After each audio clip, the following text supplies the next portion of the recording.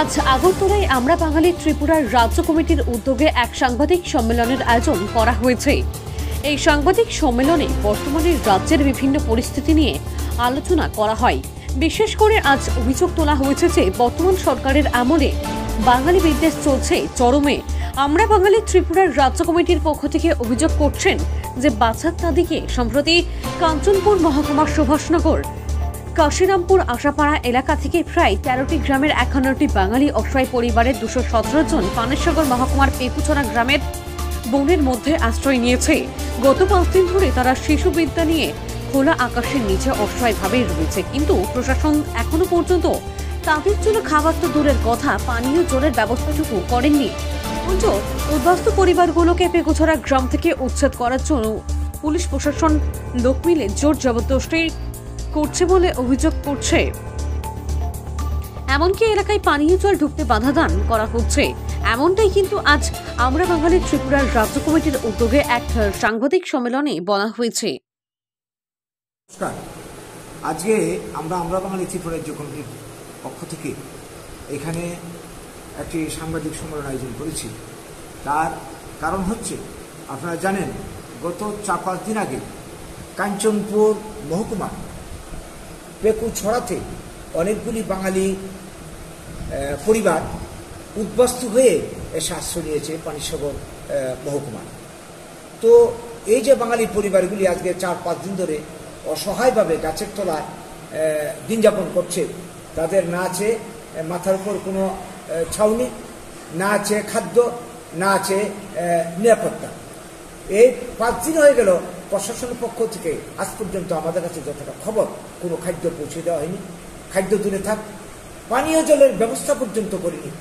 পানীয় জল তারা যখন আনতে গেছে, এই ২ দিন আগের খবর, বাধা দিয়েছে, সরকার পক্ষ থেকে বাধা দিয়েছে। কি ধরনের অমানবিক আচরণ! সরকার কত অমানবিক হলে এই ধরনের আচরণ করতে পারে? আমরা লক্ষ্য করছি, আমরা জানি এইখানে যারা এসে আশ্রয় নিয়েছে ৫১টি পরিবারের প্রায় ২১৭ জন মানুষ, শিশু বিদ্যা থেকে শুরু করে, তারা একসময় কাঞ্চনপুরের বিভিন্ন অঞ্চলে গছিরামপাড়া, আশারামবাড়ি, নৈসিংপাড়া ইত্যাদি অঞ্চলে বাস করছিল। মিজোরাম থেকে রিয়াংরা এসে তাদের বাড়িঘর দখল করে, জায়গা জমি জবরদখল করে, অত্যাচার করে এখান থেকে তাদেরকে বিতাড়িত করে। বাধ্য হয়ে তারা বিভিন্ন অঞ্চলে আশ্রয় নিয়েছিল।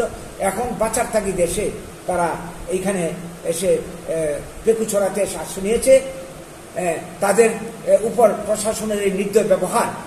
বিপরীতে আপনারা দেখুন যে রিয়াং শরণার্থী, যারা ত্রিপুরা রাজ্যের মানুষ না, তারা মিজোরাম থেকে এসে এখানে আন্দোলন করে অন্যায়ভাবে তারা কি করলো, সরকার, এই ত্রিপুরা রাজ্যের বিজেপি সরকার এবং এই রাজ্যের কি বলবো সিপিএম পার্টি, কংগ্রেস পার্টি থেকে শুরু করে, মথার থেকে শুরু করে সবকটা দল তাদের পক্ষ অবলম্বন করেছে এবং তাদের স্বার্থে একটা চুক্তি হয়েছে ৬০০ কোটি টাকার প্যাকেজ দিয়ে।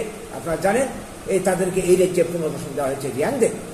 আর রিয়াংদের অত্যাচারে যেই বাঙালিরা বাড়িঘর ছাড়া হয়েছে, তাদের জন্য ১ টাকাও খরচ করেনি। এই হচ্ছে বাঙালির প্রতি বিমাতৃসুলভ আচরণ। স্বাধীনতার পর থেকে আমরা দেখে চলেছি। শুধু তাই না, এই ৮০ জনের গণহত্যার পর থেকে এই ত্রিপুরাতে লক্ষ লক্ষ বাঙালি উদ্বাস্তু হয়েছে।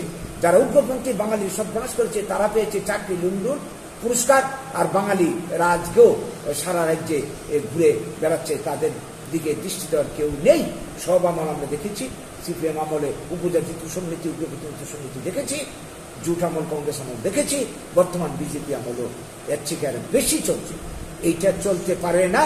এই দেশের স্বাধীনতার জন্য রক্ত দিয়েছে বাঙালিরা, এই দেশের ভূমিপুত্র বাঙালিরা, এই দেশের উন্নয়নের কারিগর বাঙালিরা, এই রাজ্যের উন্নয়নের কারিগর বাঙালিরা। আজকে বাঙালিদের থাকার জায়গা নেই। এইভাবে আমরা এই আঘাত আমরা সহ্য করতে পারি না।